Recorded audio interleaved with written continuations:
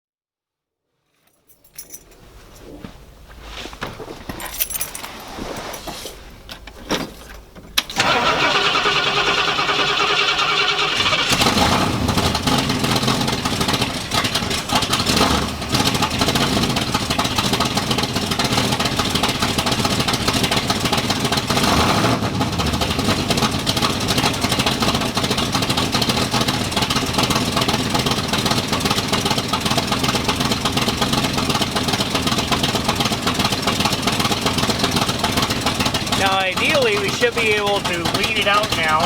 When I first fired it up, it said it was at like 14.7 air-fuel ratio, but now it's getting a little richer. But the idle's way down, obviously. That needs to be turned up some more. But the fact that it was trying to be like 13.3 and it was so lean right away, telling me that clearly something has changed. Hopefully we'll warm it up, set the idle, and then I'll be able to actually lean out the cruise air-fuel ratio. Small screwdriver adjustment. Now what's crazy here is before, this thing was wanting / needing to idle at almost 1,000, 1,200 RPM, somewhere in there. And we had all the vacuum leaks plugged up when I first got this thing running. It just, some of the plugs didn't fit very well. And now I've got some different plugs on there, as well as just a bolt and a piece of hose to actually have it fit right.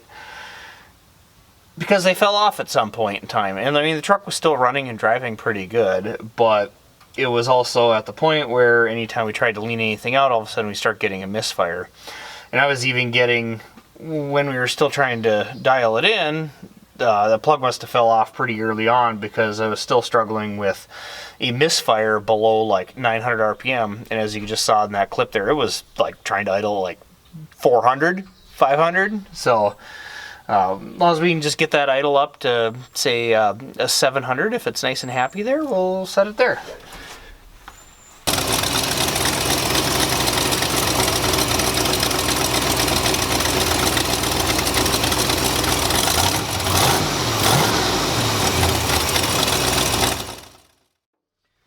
Well, and as I leaned it out, it did bring the idle back up some, and then trying to close the throttle blade down again, then it started having a little bit of unhappy and misfire. So really the tuning around this is probably going to be more timing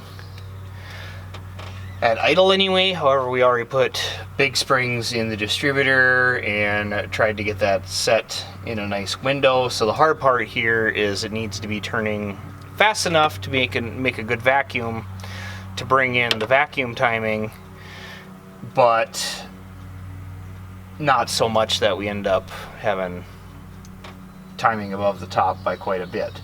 So the flip side would be we could take some timing away for some more throttle opening to be happening, and then I'll let it idle down a little bit more.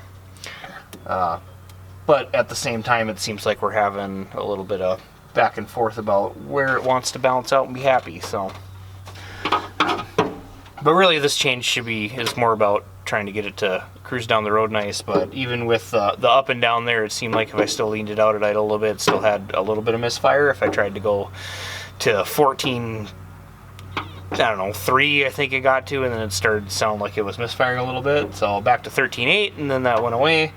So it's, yeah, I don't know, we'll yet to be proven on this.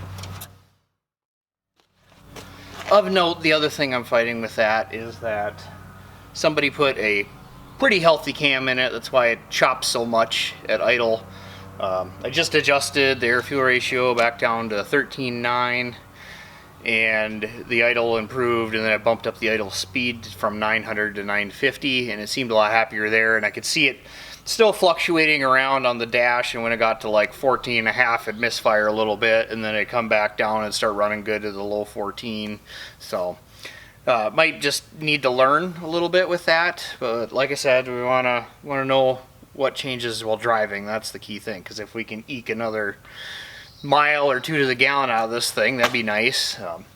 The hard part with the idling like that we're fighting is not only just the cam, but what the cam causes the vacuum advance to do, because when it comes down to a lower idle like that, the vacuum isn't good, and therefore we're losing timing, which then starts making the real big hunt in RPM. So possible things I could do there are going to be removing the vacuum advance completely and relying just on mechanical, which means I can put a little more initial timing into it, or put a lighter spring on the mechanical advance again and let it advance, and that should keep it a lot more stable, because at that point it's just RPM based and it won't matter what the vacuum is doing, so it should maintain a lot better for the idle. Am I worried enough about it? I don't know. The hard part there is that then, once you're at cruising speed, like, you're not getting a little bit of extra of that timing to then be able to just make a little more power, is kind of what it's designed around at light cruise. However, really without being able to prove whether or not that's actually helping, I don't think it's going to make that big a difference. It's just, I don't know, kind of one of them things where unless you can test it, you don't know. So that's probably a pretty good option going forward if I decide to do that. The other thing there is that even though it's got a bigger cam, chances are that's probably not a high compression setup, because somebody probably rebuilt it. They probably reused the stock pistons, just put new rings and stuff on it. I'm guessing it's still a pretty low compression mid 70s 460 motor, so it's not helping anything. If we had say 10-to-1 compression on that thing, that would help that big cam a lot, to the point where it probably wouldn't even notice it. Between the compression and the cam sizes, it'd probably act like a stock cam. But because we're low compression with the bigger cam, we're having a little bit of that issue at idle, which, I mean, makes the chop. It sounds cool, but at the same time, like, trying to make it run and drive nice, like stock, I should say, it's harder to do that.